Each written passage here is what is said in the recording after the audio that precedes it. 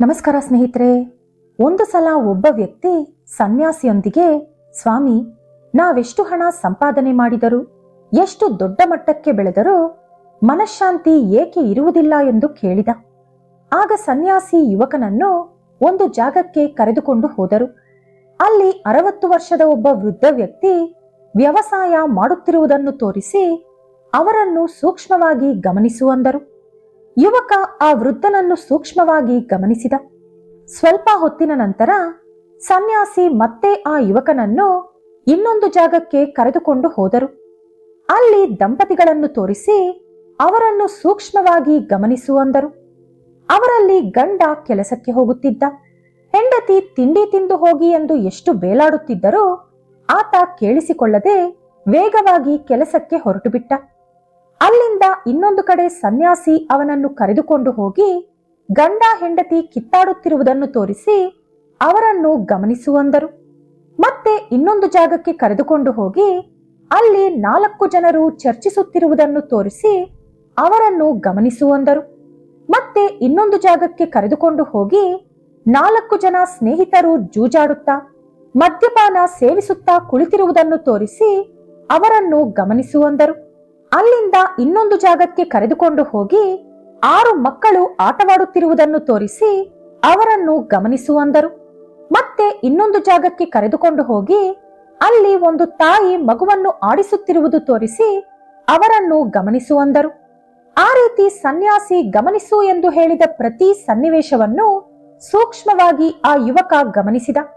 ಬಳಿಕ ಸನ್ಯಾಸಿ ಸ್ವಲ್ಪ ದೂರ ನಡೆದುಕೊಂಡು ಹೋಗಿ ಒಂದು ಮರದ ಕೆಳಗೆ ಕುಳಿತುಕೊಂಡು ಆ ಯುವಕನನ್ನು ಕರೆದು, ನಾನು ತೋರಿಸಿದ ಎಲ್ಲಾ ಸನ್ನಿವೇಶಗಳನ್ನು ಸೂಕ್ಷ್ಮವಾಗಿ ಗಮನಿಸಿದೆಯಾ ಎಂದು ಕೇಳಿದರು. ಎಲ್ಲವನ್ನೂ ಗಮನಿಸಿದೆ ಅಂದ ಯುವಕ. ಹಾಗಾದರೆ ಅದರಲ್ಲಿ ನಿನಗೆ ಏನು ಅರ್ಥವಾಯಿತು ಎಂದು ಕೇಳಿದರು ಸನ್ಯಾಸಿ. ಎಲ್ಲ ಗಮನಿಸಿದೆ, ಆದರೆ ಏನೂ ಅರ್ಥವಾಗಲಿಲ್ಲ ಅಂದ ಯುವಕ. ಆಗ ಸನ್ಯಾಸಿ, ಈಗ ನಿನ್ನ ಪ್ರಶ್ನೆಗೆ ಉತ್ತರ ಕೊಡುತ್ತೇನೆ ಕೇಳು. ಮೊದಲು ನೀನು ಕೆಲಸ ಮಾಡುತ್ತಿದ್ದ ಒಬ್ಬ ವೃದ್ಧನನ್ನು ನೋಡಿದೆ. ಆತನಿಗೆ ಸುಮಾರು 60 ವರ್ಷಗಳು ಇರುತ್ತದೆ. ಆ ವಯಸ್ಸಿನಲ್ಲೂ ಕೂಡ ಆತ ವ್ಯವಸಾಯ ಮಾಡುತ್ತಿದ್ದಾನೆ. ಆತನಿಗೆ ಸ್ವಂತ ಮನೆ ಇದೆ. ಕೈ ತುಂಬಾ ದುಡಿಯುವ ಮಕ್ಕಳಿದ್ದಾರೆ. ಮೊಮ್ಮಕ್ಕಳು ಕೂಡ ಇದ್ದಾರೆ. ಬೇಕಾದಷ್ಟು ಆಸ್ತಿ ಇದೆ. ಆದರೆ ಇನ್ನೂ ಹೆಚ್ಚು ಹಣ ದುಡಿಯಬೇಕು ಎಂಬ ಆಸೆಯಿಂದ ಈಗಲೂ ಮನಃಶಾಂತಿ ಇಲ್ಲದೆ ದುಡಿಯುತ್ತಿದ್ದಾನೆ. ಇನ್ನು ನೀನು ನೋಡಿದ ಎರಡನೇ ವ್ಯಕ್ತಿ ಹಣ ದುಡಿಯಬೇಕು ಎಂಬ ಉದ್ದೇಶದಿಂದ ಹೆಂಡತಿ ಬೇಡುತ್ತಿದ್ದರೂ ತಿಂಡಿ ಕೂಡ ತಿನ್ನದೆ ಕೆಲಸಕ್ಕೆ ಹೊರಟು ಹೋದ. ಅವನಿಗೆ ಬೇಕಾದಷ್ಟು ಹಣ, ಒಳ್ಳೆ ಹೆಂಡತಿ, ಮಕ್ಕಳಿದ್ದಾರೆ. ಆದರೆ ಅವರ ಜೊತೆ ಸಮಯ ಕಳೆಯದೆ ಇನ್ನಷ್ಟು ಹೆಚ್ಚು ಹಣ ದುಡಿಯಬೇಕು ಎಂದು ಮನಃಶಾಂತಿ ಕಳೆದುಕೊಳ್ಳುತ್ತಿದ್ದಾನೆ. ನೀನು ನೋಡಿದ ಮೂರನೇ ಸನ್ನಿವೇಶದಲ್ಲಿ ಗಂಡ ಹೆಂಡತಿ ಕಿತ್ತಾಡುತ್ತಿದ್ದರು. ಹೆಂಡತಿ ಸೀರೆ ಕೊಡಿಸಲಿಲ್ಲ ಎಂದು ಗಂಡನೊಂದಿಗೆ ಜಗಳ ಮಾಡುತ್ತಿದ್ದಳು. ಗಂಡನಿಗೆ ಸರಿಯಾದ ಆದಾಯ ಇದೆಯಾ ಇಲ್ಲವಾ ಎಂದು ಗಮನಿಸದೆ ಅವಳು ಕಿತ್ತಾಡುತ್ತಿರುವುದರಿಂದ ಮನೆಯಲ್ಲಿ ಇಬ್ಬರಿಗೂ ಮನಃಶಾಂತಿ ಇಲ್ಲವಾಯಿತು. ನೀನು 4ನೇಯದಾಗಿ ನೋಡಿದ ಸನ್ನಿವೇಶದಲ್ಲಿ 4 ಜನ ಊರಿನವರ ಬಗ್ಗೆ ಮಾತನಾಡುತ್ತಾ, ಬೇರೆಯವರು ಮಾಡಿದ ತಪ್ಪುಗಳು ಒಪ್ಪುಗಳ ಬಗ್ಗೆ ಚರ್ಚಿಸುತ್ತಾ, ಕೆಲಸಕ್ಕೆ ಬಾರದ ಮಾತುಗಳನ್ನು ಮಾತನಾಡುತ್ತಾ ಮನಃಶಾಂತಿಯನ್ನು ಹಾಳು ಮಾಡಿಕೊಳ್ಳುತ್ತಿದ್ದಾರೆ.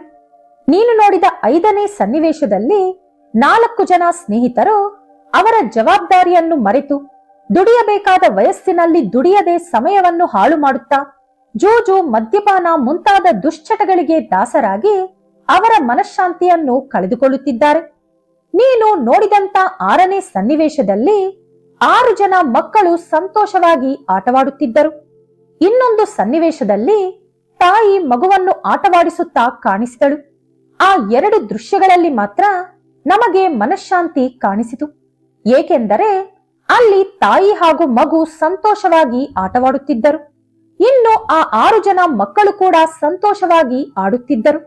ಮಕ್ಕಳಿಗೆ ಯಾವ ಕೋರಿಕೆ, ಭೋಗಭಾಗ್ಯ ಬೇಕಾಗಿಲ್ಲ. ಯಾವ ಕೋರಿಕೆ ಇಲ್ಲದಿರುವ ಕಾರಣ ಅವರು ಎಷ್ಟೋ ಸಂತೋಷವಾಗಿ ಮನಃಶಾಂತಿಯಾಗಿ ಆಟವಾಡುತ್ತಿದ್ದಾರೆ ಅಂದರು ಸನ್ಯಾಸಿ. ಆಗ ಆ ವ್ಯಕ್ತಿ, ಹಾಗಾದರೆ ನಮಗೆ ಮನಃಶಾಂತಿ ಸಿಗಬೇಕೆಂದರೆ ಏನು ಮಾಡಬೇಕು ಎಂದು ಕೇಳಿದ. ಆಗ ಸನ್ಯಾಸಿ, ನೋಡಪ್ಪ, ಪ್ರತಿ ವ್ಯಕ್ತಿಗೆ ಯಾವುದೋ ಒಂದು ಆಸೆ, ಕೋರಿಕೆ, ದ್ವೇಷ, ಅಸೂಯೆ, ಕೋಪ, ದುರಾಸೆ, ಮುಂತಾದವು ಇದ್ದೇ ಇರುತ್ತದೆ.